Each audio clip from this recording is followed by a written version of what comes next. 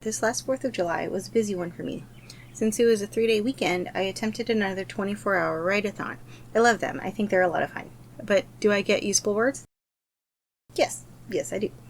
I think the most frustrating part about the write-a-thons isn't the writing itself. It's not the sleep deprivation, which honestly isn't really that bad. It's not even the writer's block that can sometimes happen. No, it's the people who have negative things to say about them. I think they're fun, so why would anyone poo-poo me for liking them? I'm not making anyone else do it after all. Why can't people just let other people enjoy things?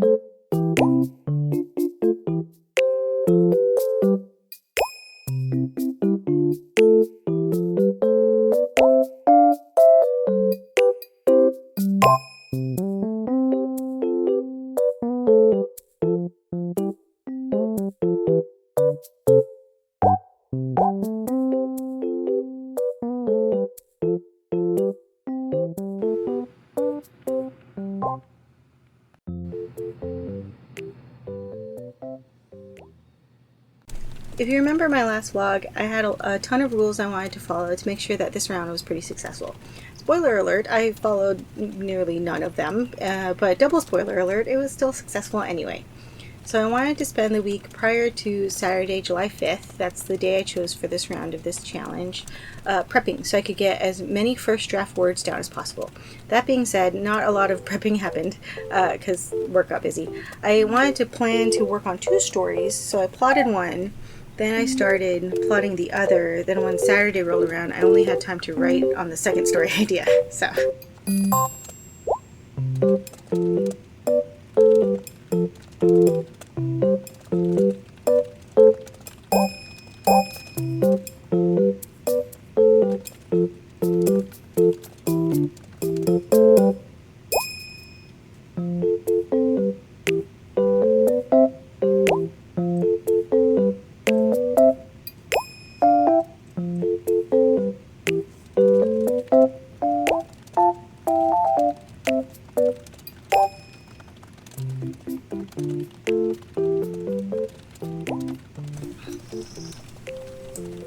I learned a lot of things during this 24-hour write-a-thon. I learned that while I enjoy doing things on my own, sometimes it's the little things that friends do which can motivate you.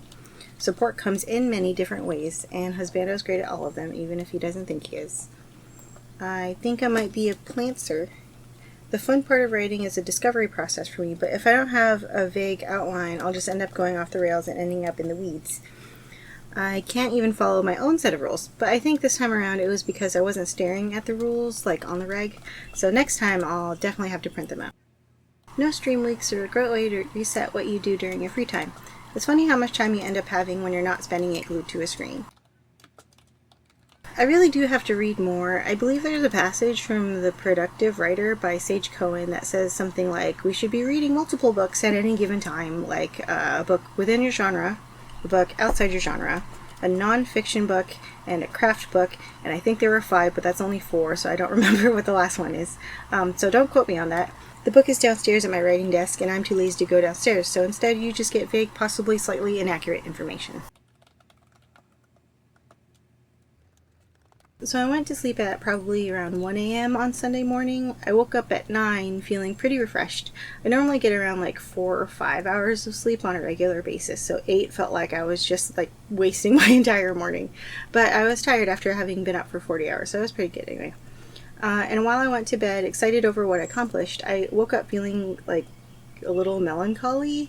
Husbando tried to cheer me up, but really it felt like...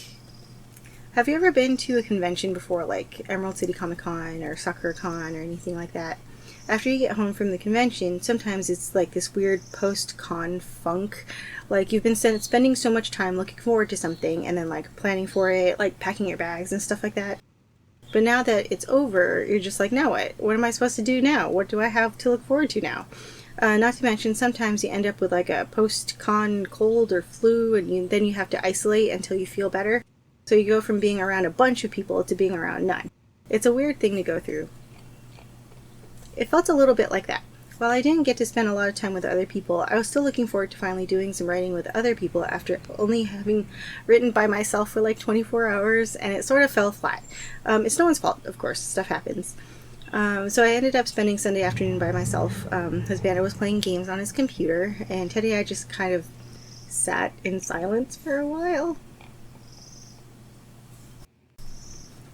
But I don't want to end this vlog on a sad note. After all, I almost managed to write about 17,000 words in a day. Sure, they're not all perfect, but I love how my story is turning out. My characters are goofy, and every scene their personalities are getting stronger and stronger. You know how sometimes when you write a story you have scenes that are super clear in your head? Well, I haven't gotten to write those scenes down yet, so I have that to look forward to. It's going on a hiatus though. I want to finish a novel, and I have a feeling that the story is just going to be like a really long short story, so maybe like 30,000 words.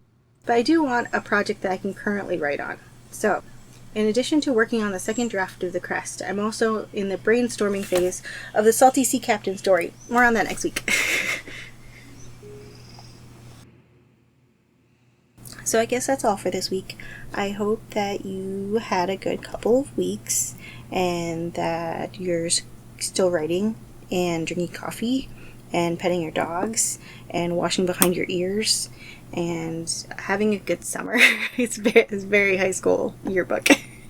Anyway, I'll see you guys later. Bye.